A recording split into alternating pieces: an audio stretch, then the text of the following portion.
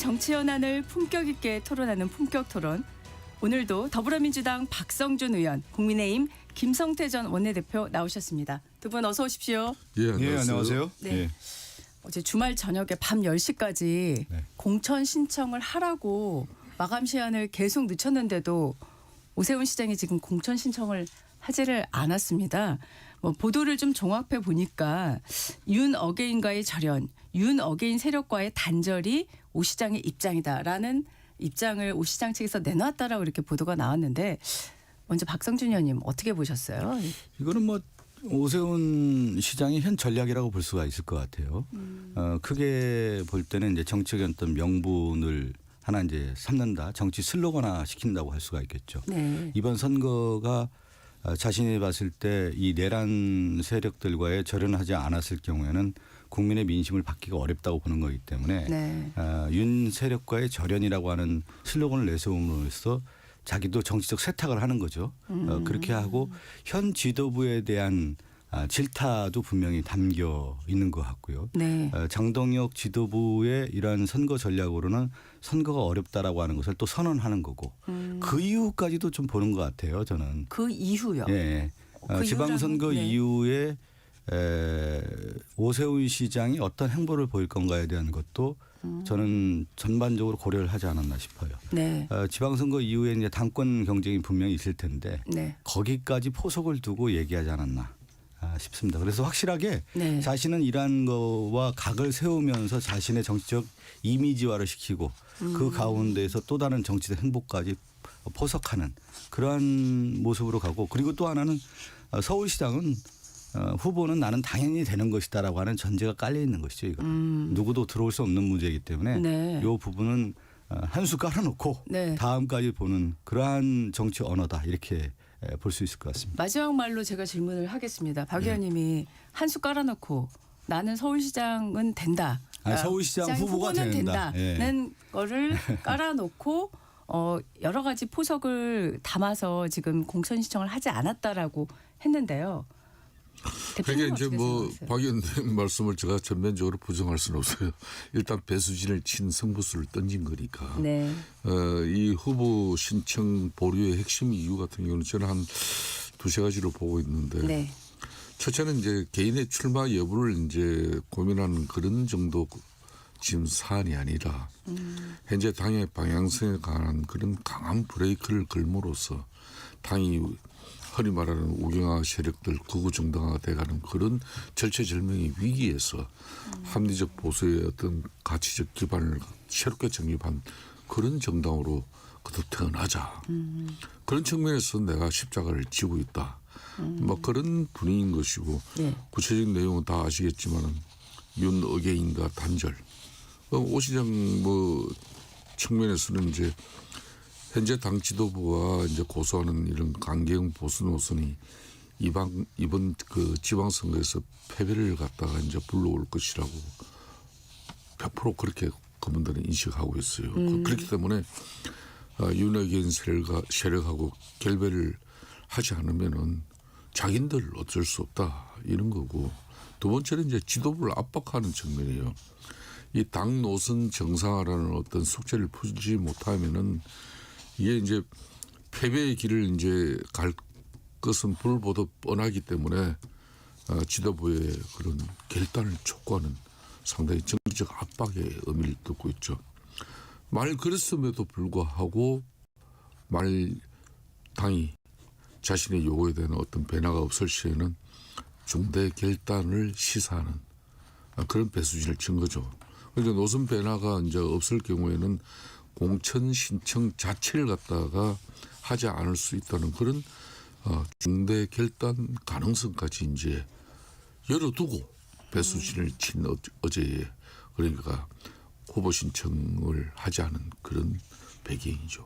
사실 일각에서 네네. 불출마하고 당권을 겨냥할 거다, 이런 관측까지 뭐 여러 해석들 중에 하나로 나오더라고요. 실제로 그럴 가능성이 지금 시점에서 있겠습니까? 어떻게 생각하세요, 김 대표님께서? 그럴 수밖에 없어요. 지금 이제 작년 연말까지는 예. 민주당 어느 후보가 서울시장으로 나서더라도 예. 오세훈이 뭐 뭐 거뜬하게 이길 수 있다는 그런 자신감도 충만했고 예. 또 그런 이제 실질적으로 이런 수치가 개량화돼 가지고 계속 나오고 있었거든요. 네. 근데 작년 연말 그리고 올 연초 이때부터 확 분위기가 달라졌거든요. 그렇기 때문에 지금 같은 경우는 상당히 좀 어렵게 보고 있어요. 자신도. 근데 수도권 같은 경우는 또 영남하고 또 달라서 수도권 유권자의 많은 유권자들이 거의 40% 가까이가 중도 무당층으로 이렇게 분류가 되는데 네. 여기에 국민의힘 지금 현재 당의 노선 어떤 기조 이 방식으로는 소구력을 갖지 못한다는 겁니다. 그러면 중도 무당층의 소구력을 가지지 못한 국민의힘 후보로서 어떻게 서울시장을 수성하느냐. 그런 측면에서 절실한 수도권 선거의 특성상 이 강경 보수 색채를 빼고 실용주의 노선으로 돌아가야만이 전략적으로 타당하고 이길 수 있다. 그나마 네. 가능성. 그러니까 전적으로 이거는 오세훈 시장의 페이스가 이제 될 수밖에 없는 그런 상황이죠. 근데 모든 선거에서요. 저는 네. 우리 김성태 대표님과는 조금 다른 생각인데 네. 중대 결심을 할 수는 있을 거예요. 여러 가지 생각은 있겠죠. 그런데 네. 그걸 실천에 옮기느냐는 다른 문제죠. 불출마한다라는 것은 백기투항이고 장수로서의 싸움 전선에서 패배를 인정하는 거고 자신들의 적극적인 지지층을 하나로 모아서 깃발을 들어야 되는 것이 서울시장이고 전체적인 선거를 좌지우지할 수 있는 선거인데 그게 패배가 예상된다고 해서 중대 결심하고 포기한 다음에 다음 당권 도전한다고 했을 경우에는 그 안에 있는 당원들이라든가 지지자들 국민들이 바라볼 때 아, 저 사람은 저런 사람이구나 정치적 계산만 하는 사람이라고 하는 낙인이 찍히기 때문에 저는 그런 결단을 할 수 없을 거라고 보고요. 근데 다만 이제 지금 오세훈 시장이 이렇게 이런 극약 처방까지 생각하고 신청도 안 하고 하는 것들은 자신의 명분을 삼기 위한 거고 그런 가운데 자신들의 지지층도 한번 되돌아봤으면 좋겠다라고 하는 어떤 환기 효과도 분명히 있는 거거든요. 왜 그러면 이제 지방선거에서 가장 중요한 표준이라고 하는 것이 중간평가 성격도 분명히 있기 때문에 네. 대통령 지지율이 매우 중요하고 예. 그다음에 이제 정당 지지율이거든요. 그런데 정당 지지율 중에서도 적극 지지층이 결집이 돼야만 선거를 승리할 수가 있어요. 그런데 지금 국민의힘은 완전히 지금 이완 형태에서 넘어와서 와해 형태로 가는 거기 때문에 누구에게 호소할 수 있는 것이 없기 때문에 절연이라도 해야만 그나마 지지층과 중도층을 포괄할 수 있다라고 하는 정책 선언이고 그 이후에 만약에 패배했을 경우는 이런 선언을 통해 자기가 뛰어서 패배하더라도 다음이 있다. 이런 하나의 어떤 과정으로서의 포석을 두는 거기 때문에 저는 오세훈 시장이 그냥 좀씩 머리를 좀 쓰는 것 같아요. 네. 그 이전에 그러면 오세훈 시장이 내란 세력하고도 결단해가지고 저 윤석열한테 쓴소리도 하고 시장일 때 얼마나 국가가 무너졌습니까? 무너졌을 때 오세훈 시장 이렇게 해서는 안 된다라고 좀 맞짱도 뜨고 제대로 얘기를 한 번도 안 한 사람이잖아요. 그런데 지금 와서 절연한다고 하니까 그런 명분도 좀 잃은 그래서 거죠. 사실은 이 공천 신청 접수 전부터 오 시장 측에서는 제가 알기로 계속 네. 토론을 하자, 끝장 토론을 하자.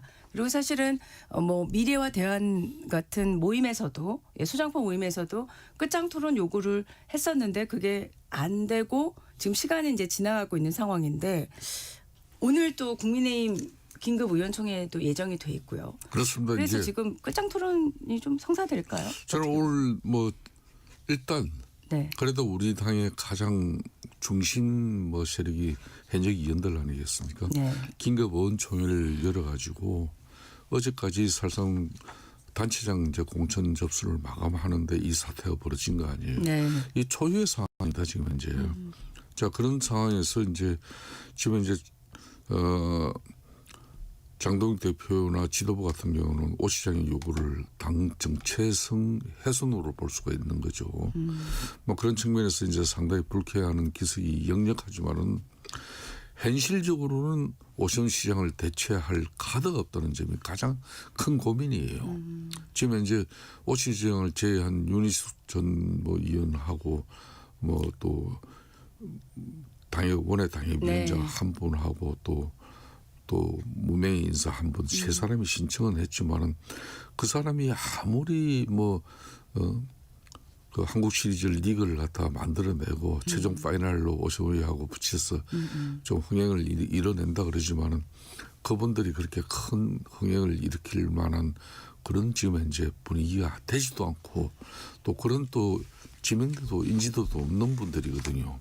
그렇기 때문에 참 현실적으로는 오 시장을 대체할 카드가 없는데 오 시장이 저런 요구에 대해서 장동익 대표를 포함한 지도부 같은 경우는 가장 지금 현재 중요한 순간을 맞이했다고 보고요. 그 상황을 일단은 의원들이 어떤 방향으로 이 토론 내용을 모아가지고 예.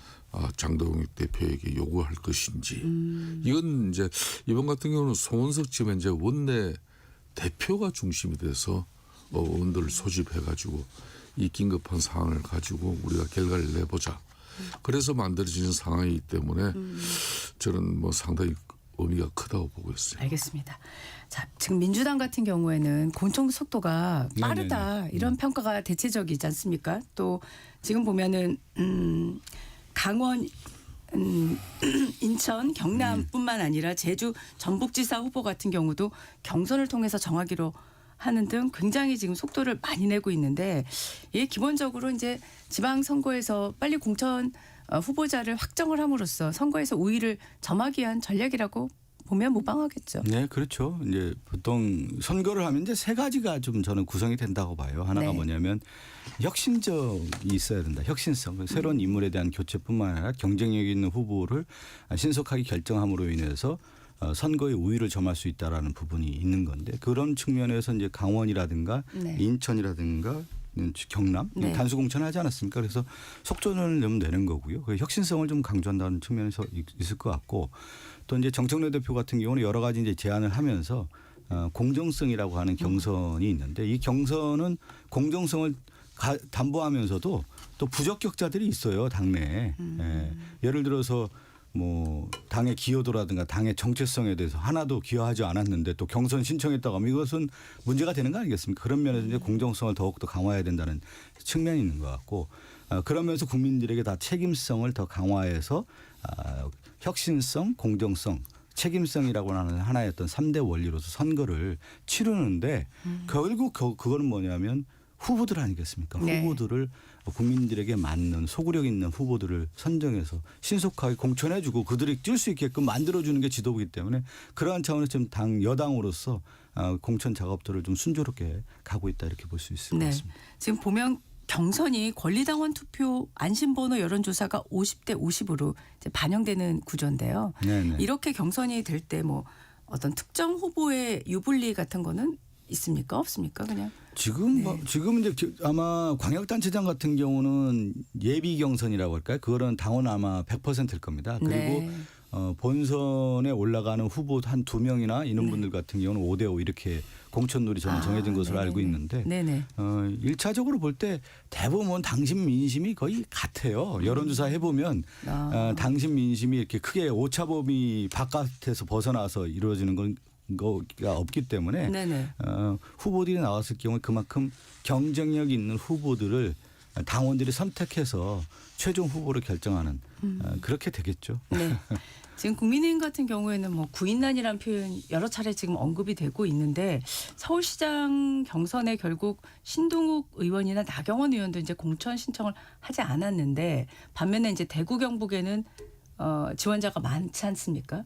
그리고 부산 같은 경우에는 또 초선의 주진우 의원까지 합세를 한 상황인데 이게 전체적으로 어쨌든 지방선거라서 전국선거인데 좀 당에서의 이 경선의 흥행을 위해서는 어떻게 가져가야 된다고 생각하십니까? 아무래도 지방선거지만은 수도권이죠. 서울, 경기, 인천이 지방선거에 결국은 승리의 가늠자예요. 네네. 수도권 유권자들이 어떤 판단과 결정을 통해서 어느 정당의 힘을 실어주느냐. 네네. 여기에 따라서 이재명 대통령의 1년 그러니까 국정 운영에 대한 성과에 대한 어떤 평가가 이루어지는 거죠.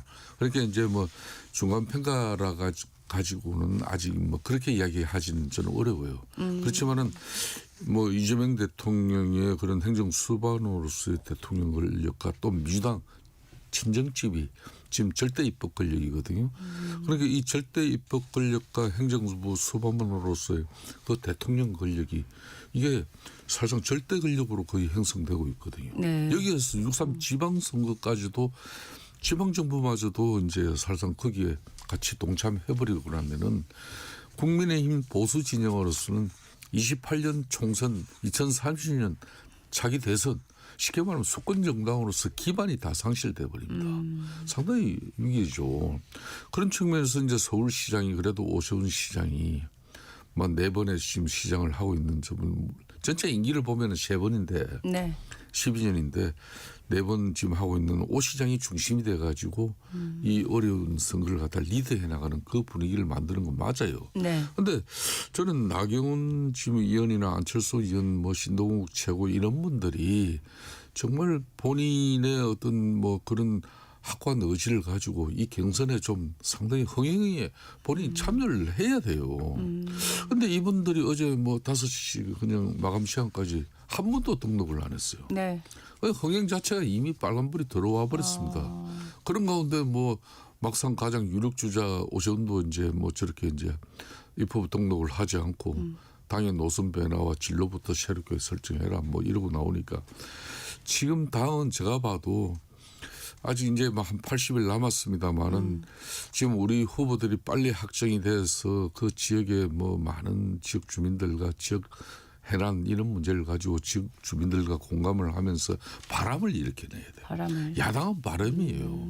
바람으로 선거를 칠 수밖에 없는데 어떠한 바람도 지금 만들어낼 수 없는 지금 여건에 빠져 있다는 게 가장 큰 문제죠. 그래서 이제 대구 경북 같은 경우는 무려 15명이 신청을 했네.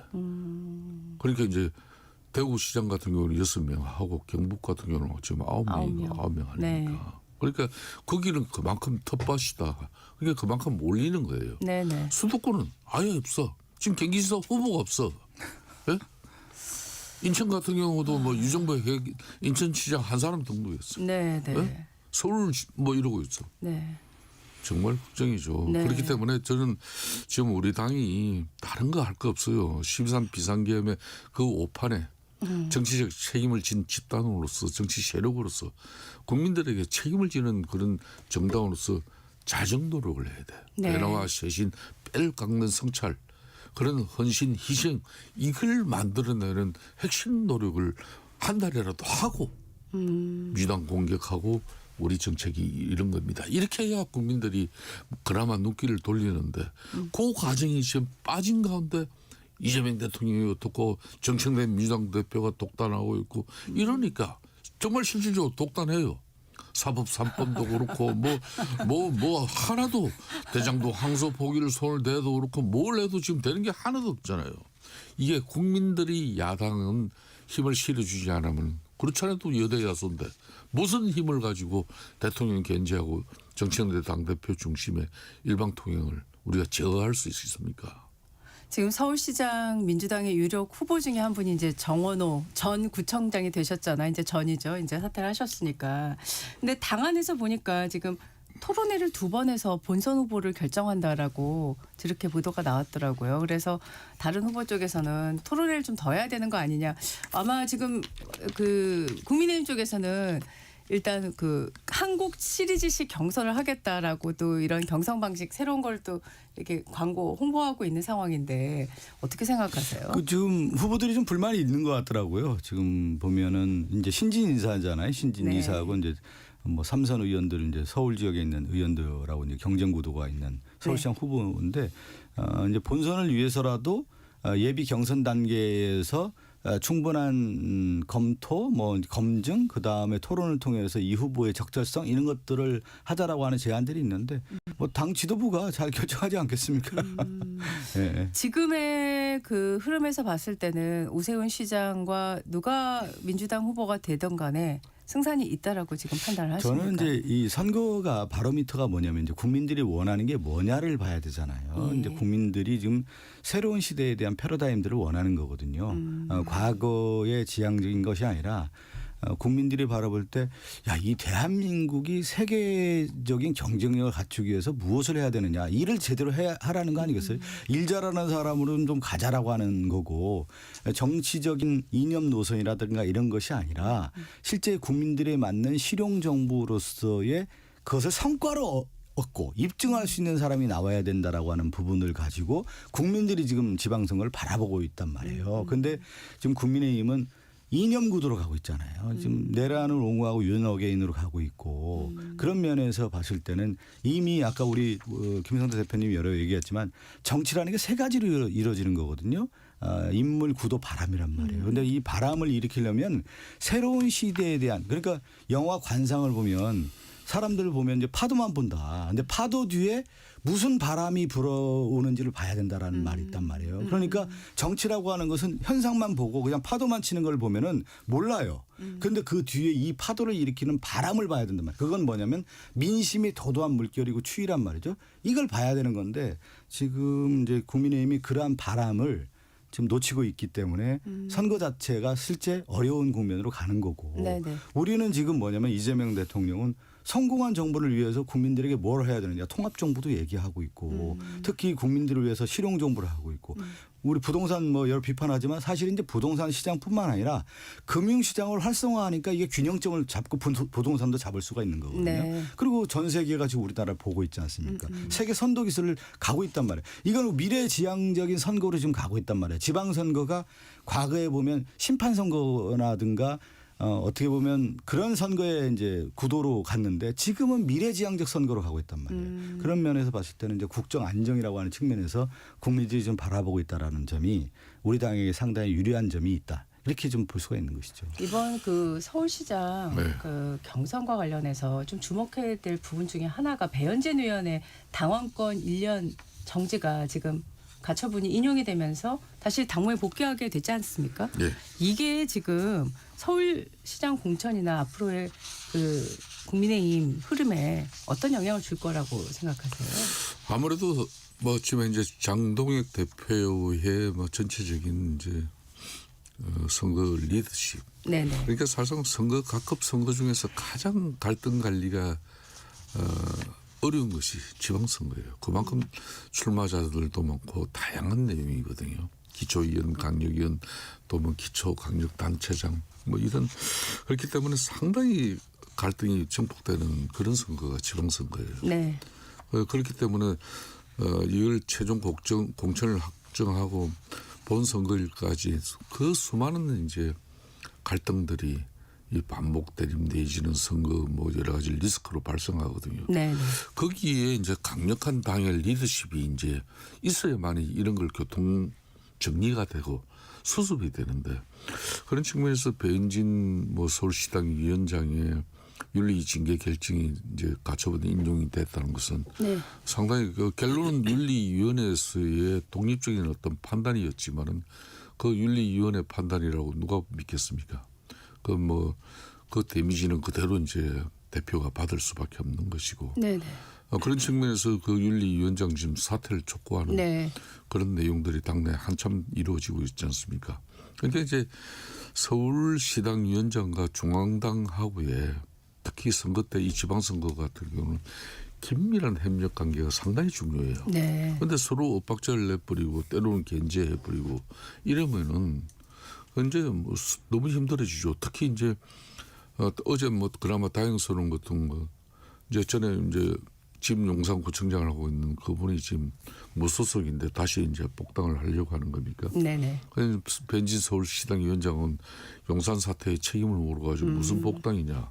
근데 이것도 만일 중앙당에 이 신청을 해가지고 네. 복당이 만일 허용되어졌다 그러면 엄청난 또 갈등이 될 건데 네네. 중앙당 최고위에서도 이걸 이제 일단은 보류를 하는 그런 결정. 그렇기 때문에 이제 지금부터라도 서울시당 배현진 위원장과 중앙당이 공천에 있어가지고 그래도 효율적인 뭐 좀 손발을 맞추는 그런 방향으로 가야 되지 않겠냐 이렇게 봅니다. 네.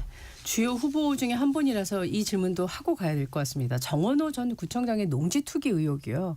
지금 김재섭 국민의힘 의원이 계속 제기를 하고 있거든요. 물론 계속 반론하고 계시고 또 여러 가지 논거도 제시하고 있는데 이 농지법 위반 의혹 어떻게 보고 계세요? 저는 내용을 잘 몰라요. 그런데 한 방송에 제가 김재섭 위원하고 네. 이제 방송할 기회가 있어가지고 네네. 제가 만약에 정호원 캠프에 있었으면 저는 김재섭 위원을 가만두지 않았을 것 같다.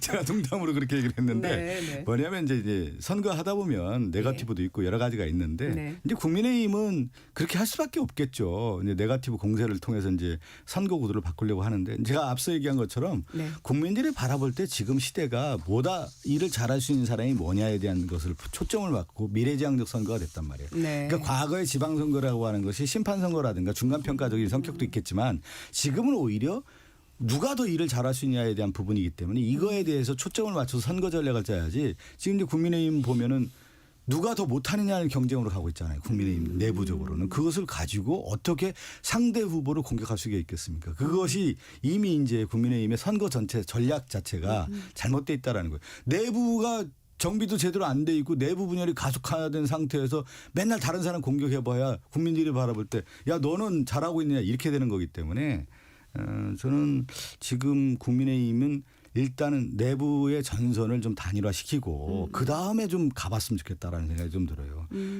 국민들이 신뢰를 그렇게 주지 않고 있지 않습니까? 정은호 총장 같은 네. 경우는 지금 현재 뭐 살아있는 가장 대한민국 권력의 중심 이재명 대통령의 쉽게 말하면 사랑을 받는 그런 후보 아닙니까? 그래서 이제 명픽 논란이 나잖아요. 그러니까 이재명 대통령께서 이제 정구청장의 행정 능력을 공개적으로 이제 뭐 이렇게 칭찬한 부분은 그건 좋아요. 그렇다 하더라도 지금 이제 당내 분위기가 여러 가지 이제 저랑 뭐 방송 파트너였던 홍표 정무수석 같은 경우도 서울시장을 꿈꿨던 사람이고 네. 또 박용진 또 전 의원 같은 경우도 지금 현재 규제 개선 합리화 네, 거기에 부위원장으로 부위원장 가시고. 부총리급으로 네. 갔잖아요. 총리급으로.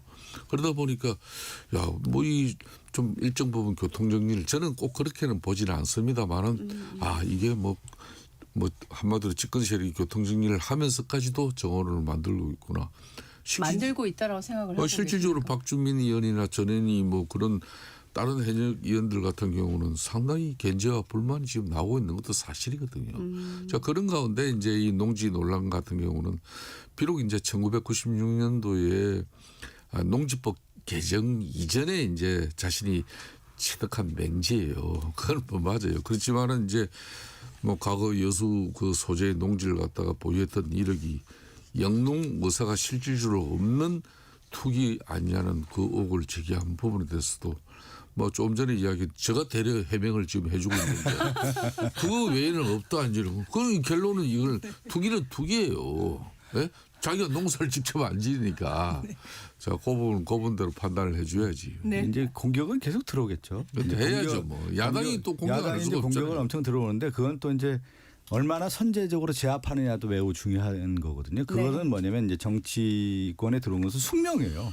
그거는 잘 넘어가야 되는. 그래서 두 가지 갖춰야 되는 거 아니에요. 공격력인 펀치력하고 또 수비력인 이 방어력. 이 두 가지를 겸비해야 하는 것이 정치적으로 검증의 단계에 있는 거기 때문에 알겠습니다. 이제 선거가 되면서 본선 무대에서 그런 검증이 제가 아는 이루어지겠죠. 민주당 한 인사가 예. 이재명 대통령의 사랑을 듬뿍 받는 후보이기 때문에 야당인 국민의힘에서도 제대로 된 검증을 좀 해달라는 사람이 있어요. 알겠습니다. 네. 1부 마치고요. 2부로 다시 돌아오겠습니다.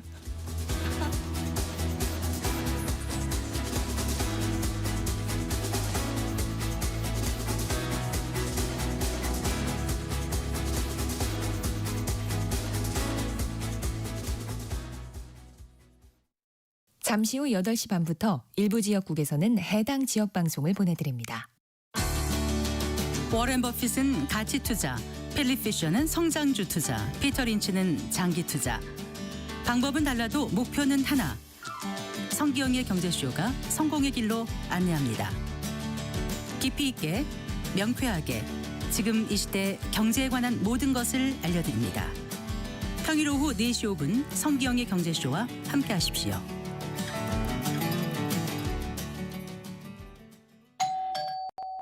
편지 왔습니다. 퇴근길 지친 당신에게 힘이 되는 뉴스를 전해드립니다. 매일 저녁 5시 5분 당신과 함께 읽는 세상 이야기. KBS 1라디오 뉴스레터 K. 지금 시각은 8시 30분입니다. KBS.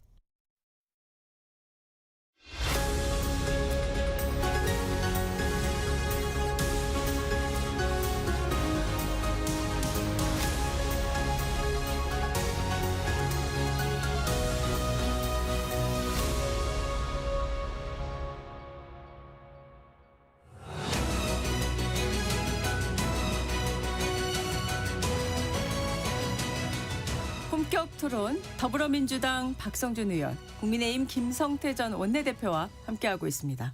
대통령이 지금 SNS로 올린 글을 거의 몇 시간마다 지금 언급을 하고 있는데 7일 밤으로 알고 있습니다. 제목은 또 책임과 권력이었고 대통령이 되고 집권 세력이 되었다고 마음대로 다 할 수도 없고 그래서도 안 된다. 권한을 가진다는 건 동일한 양의 책임을 진다는 걸 의미한다.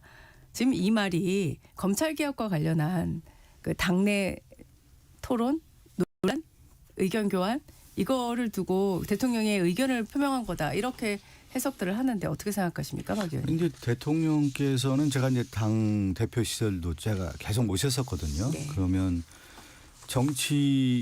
이런 말씀을 많이 하셨어요. 정치는 정치인이 하는 것 같지만 결과적으로는 국민이 한다라는 말씀을 많이 하셨어요. 그 김대중 대통령도 그 유사한 말씀을 하시지 않았습니까? 결국 이제 국민 보고 정치하라는 말씀을 늘 하셨다라고 저도 보는데 그런 차원에서 결국 이제 민주주의라고 하는 부분이 뭐냐? 권한과 책임이라고 할 수가 있고 그 권한을 누가 줬느냐? 국민이 줬다는 거 아니겠어요? 그러면 이 국민이 줬는데 한 정당의 후보로서의 대선 후보가 되고 결국 마지막에 온 국민이 선택한 대통령이 되는데 이 대통령이 됐을 경우에 국정 운영을 그럼 어떻게 해야 되느냐. 온 국민을 바라보고 거기에 맞는 책임성을 강화하는 정치가 돼야 된다라고 하는 측면에서 이제 말씀을 하셨다고 좀 볼 수가 있을 것 같고 네. 지금 우리 소앵커께서 질문한 내용이 이제 검찰청법 이 문제 얘기하는 거 아니겠습니까? 네. 중수청, 이제 공소청 이 얘기를 하는 건데 예. 그동안 이제 의원총회에서 수많은 논의가 있었고요. 이 논의 과정에서 또 의원들은 이 개혁 법안이 정말 국민들에게 필요한 법안을 어떻게 하느냐에 대한 수기와 공론과 치열한 고민 끝에 또 얘기가 나온 거 아니겠습니까? 그런 가운데에서 이제 마지막 단계에서 정말 대통령께서는 그러면 권한과 책임이라고 하는 부분 국민들 그리고 의원들도 마찬가지 아니겠습니까? 이러한 것을 고민을 해서 저는 최종 결론이 잘 나올 거라 봅니다. 꼭 대통령께서 이 법사위원들에게만 요걸 콕 집어서 얘기했다고는 볼 수가 없을 것 같고 원론적으로 권한과 책임이라는 측면에서의 대통령의 그 어깨에 짊어진 무게, 힘든 과정들 그러면서 결국 성공한 정부를 하겠다라고 하는 다짐 이런 것을 포괄하고 있다 이렇게 봐야 되지 않을까요? 네. 그러니까 이재명 대통령이 되고 집권 세력이 됐다고 마음대로 이렇게 할 수도 없고 또 그래서 안 된다고 했잖아요. 네. 그런데 실질적으로는 그대 이제 입법 권력 집권 세력인 민주당 입장에서는 하고 싶은 대로 다 한단 말이에요. 그런데 이제 거기에서도 이제 이재명 대통령이 상당히 우려하는 대목이 있어요. 특히 검찰하고 사법개혁이라는 그 미명하에 국민적 동의라든지 어떤 국민적 컨센서스 없이 그냥 거대 입법 권력으로 이렇게 이제 법률로서 만능주의를 만들어버리는 이 상황 심각하게 보는 거죠. 때로는 헌법이나 이런 부분에 대해서 국민적 공감을 갖추고 이렇게 법률 개정이 이루어져야 될 상황을 갖다가 일방적으로 해버린단 말입니다. 결국은 당장은 지금 현재 대통령께서 이제 구체적인 사례를 들지는 않았지만은 조희대 대법원장 탄핵을 다시 추진하고 또 중수청과 공소청법 그런 정부안을 자신들 뜻대로 대폭 수정하자는 어떤 그런 법사위 입장. 앞으로 추미애 법사위원장이 어떤 판단으로 갈지 모르지만 법사위 김용민 간사 이런 사람들 입장에서는 지금 이 민주당 의원총회를 통해 가지고 당정 간에 뭐 좀 절충 협의 조정한 내용까지도 다시 또 손을 좀 보겠다는 거 아니겠습니까? 네. 쉽게 말하면 민주당 내 강성 세력들이죠. 그런 부분에 대해서 일정 부분 집권 세력 마음대로 해서는 안 된다는 것은 결국 국정 운영에 있어 가지고 너무나 당연하고 올바른 인식이지만은 대통령께서도 이 시점에 이런 말을 하는 것에 대해서는 상당히 떨떠름한 그런 느낌을 받을 수밖에 없을 것이에요. 네. 국민들 입장에서도. 네네.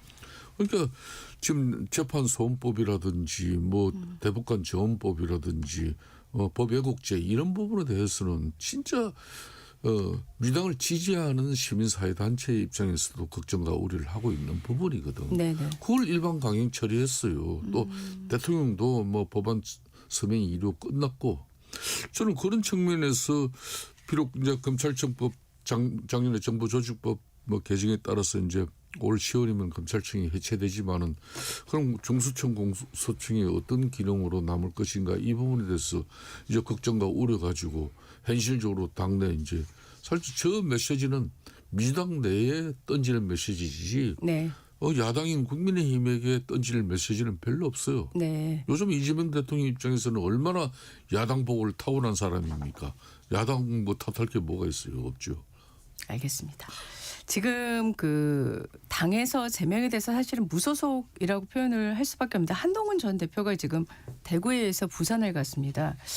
이제 이쯤 되면 출마에 관련한 얘기를 하지 않을까 하는 뭐 기대도 있는데 계속 말을 아끼고 있거든요. 일단 그 대구에 이어서 부산까지 간 그 행보 박 의원님 어떻게 보셨어요? 근데 이제 민심 행보라고 했는데 과연 민심 행보인지는 모르겠고요.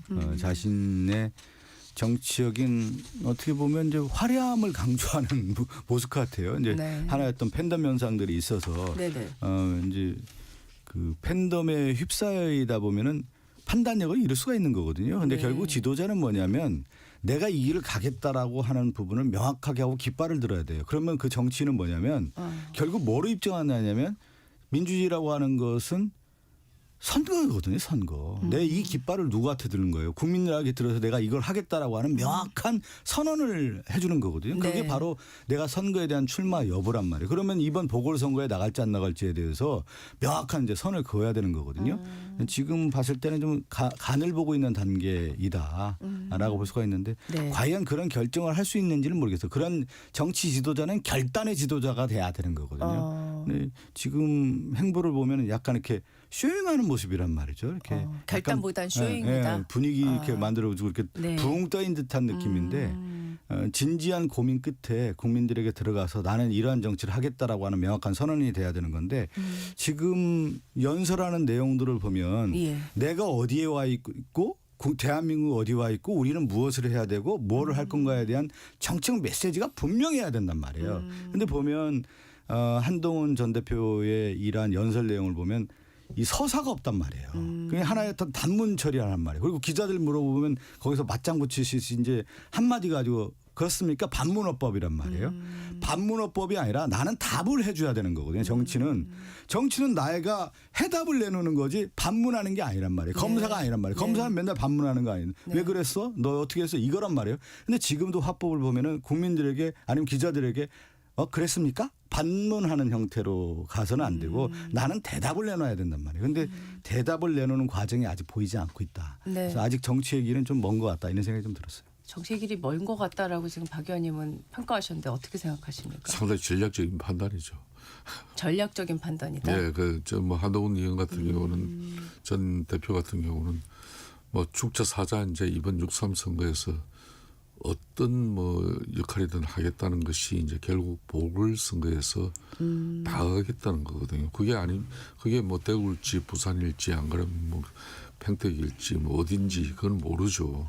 그렇지만은 이제 자신의 존재감을 계속 이제 부각시키고 있는 거예요. 그러니까 어제 간 곳도 이제 부산 구포시장 같은 경우는 이제 전재수 의원 북구 부산 네. 북구 지역구 네. 그 시장 아니겠습니까?